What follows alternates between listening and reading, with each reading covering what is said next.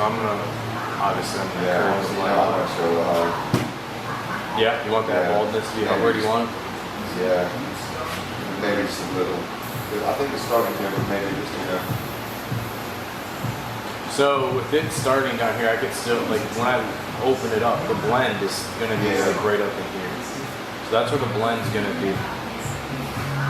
Right all up in there, and then all this will be balded out, and then you'll have that shape. So that's if you want it to keep it there. I mean, we'll just have to raise it a little bit, and then go maybe just bring it up a little bit. Want to bring that part up? Yeah, just that. Okay. But I like the pass, just maybe just raise it. Yeah. Thank you. What's good, YouTube? We got another video today. As you can see in that first clip, I was just checking to make sure that bald line was where my client wanted it. He wants it higher, so that's what we're gonna do. So I raised it about a quarter of an inch. Yeah. Is that cool where it's at? Yeah. So you can see like That's right. where it was before. Yeah, cool. And then just match it. And always, always, always, always have that client consultation with somebody that's sitting in your chair. That is the most important thing that you could do. It may seem like you're asking your client a bunch of questions. They may not know how to answer them. But what I've learned from my mistakes is if you're able to figure out what it is exactly that your client wants, the haircut's gonna come out better. They're gonna be more happy, and they're gonna be, appreciative that you took the time to ask them, is it where you want it? Is the length good? Is it bald enough? Do you like the way it looks?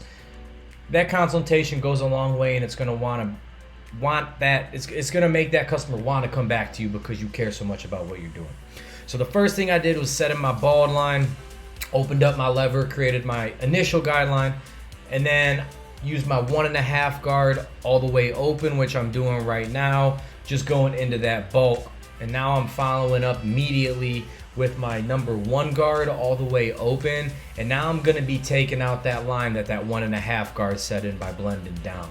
So the first thing I'm gonna do is, after I use that 1.5, open up that number 1 lever, that number 1 guard, open it all the way up, and then I'm gonna slowly work down. So I'm gonna close it halfway, and I'm gonna go down to a closed 1.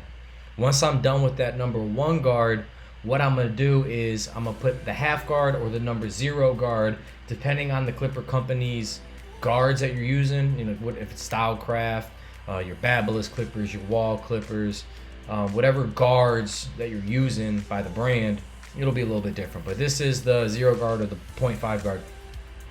I'm gonna have that all the way open, slowly closing it to halfway, and then I'm gonna fully close it. And this way it's gonna ensure that I'm, taking out that line smoothly. And what I've noticed with my blending techniques is that open lever into a 1.5 is the easiest way to blend out that bottom guideline. And then you're gonna take out that bald guideline.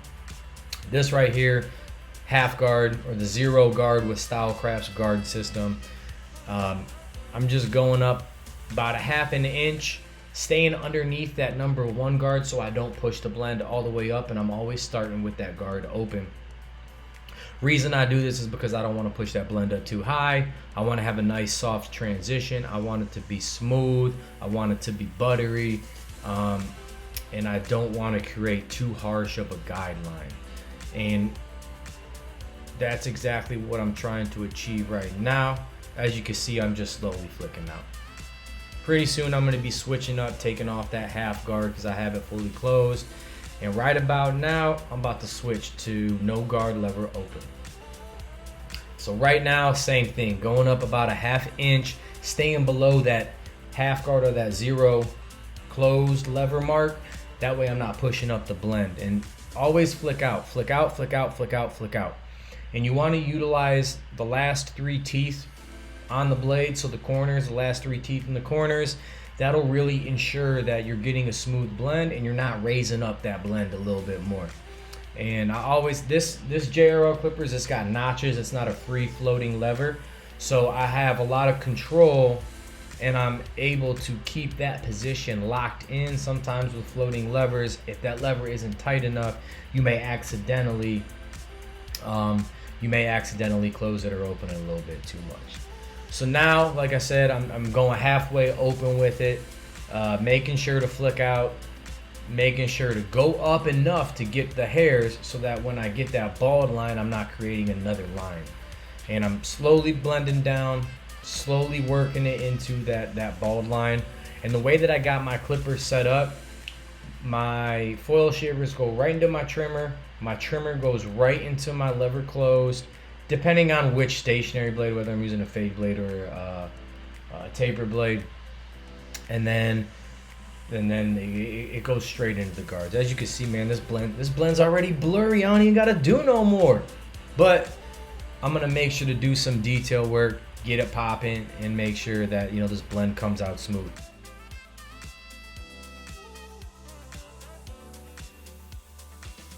Now I'm gonna be continuing the same steps on this side, on the right side of his head. Lever open, always gonna start with my lever open, and I'm going up about 1 inch.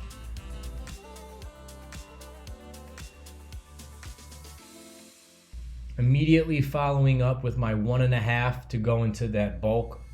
Now the reason I'm doing this is because for my blending techniques, I've noticed that when I go from a lever open and blend into a 1.5, I'm consistently getting smoother blends. Right after that 1.5, following up with the number 1 guard, starting with it open and slowly closing it until that lever is completely closed and I'm ready to go down to the next guard.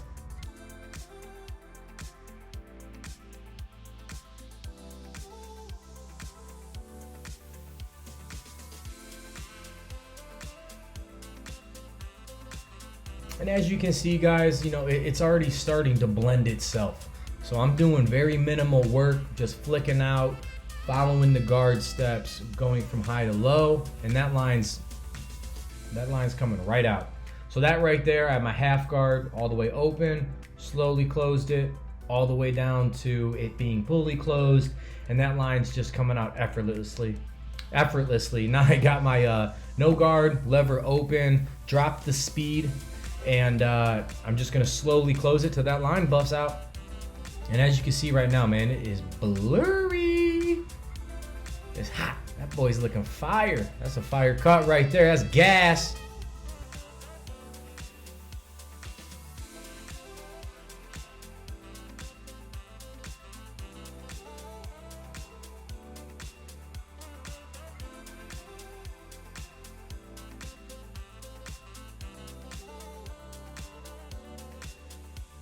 Gonna be doing the same thing on the back of the head. Gonna start with my lever open, create my initial guideline. Then I'm gonna go up with my 1.5 guard open, slowly trickle down to a 1 guard, my half guard, also the 0 guard, depending on which clipper guard you have. And then I'm gonna take out that bald line.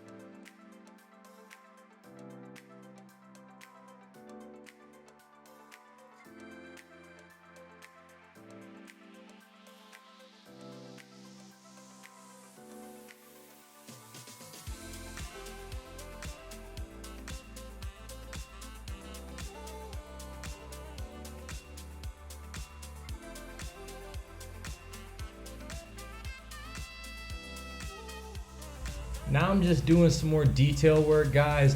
That's one of the most important things you could do when you're done cutting someone's hair.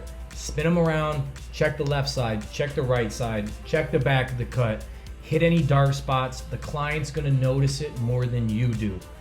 You know, I've asked clients a lot of the times, I've always asked them, you know, hey, do you notice when I'm doing detail work or if I'm going back in and doing some final touches?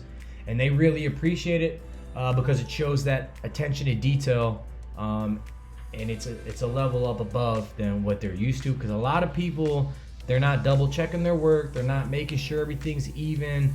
They're not standing in the front of the client. They're not making sure the hairs are even. They're not cross checking. So when you're putting in that extra effort to do your detail work, the client's really gonna notice, and they're gonna love you for that, and they're always gonna come back to you. Now I'm just doing some scissor work, going around the parietal ridge, getting all the hairs that are sticking out further than that bulk area. You're gonna see me go through the top. He's just doing a very light trim. We're not taking a lot off. You're gonna see me go through the top, just lightly go through it. All I'm doing now is just getting what's uneven. I'm not really taking too much length off, no more than 1/4 inch. All I'm doing is going through and just dusting the tips. Just cleaning it up, keeping it uniform, keeping it even.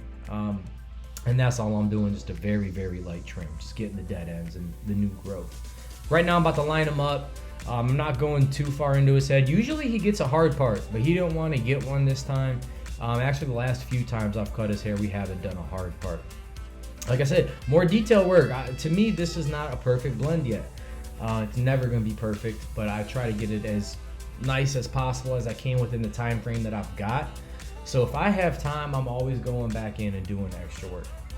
I noticed some dark spots. I felt like it could have been hit a little bit better. So that's what I'm doing. I'm just going in and making sure that it's nice, fresh, and crispy.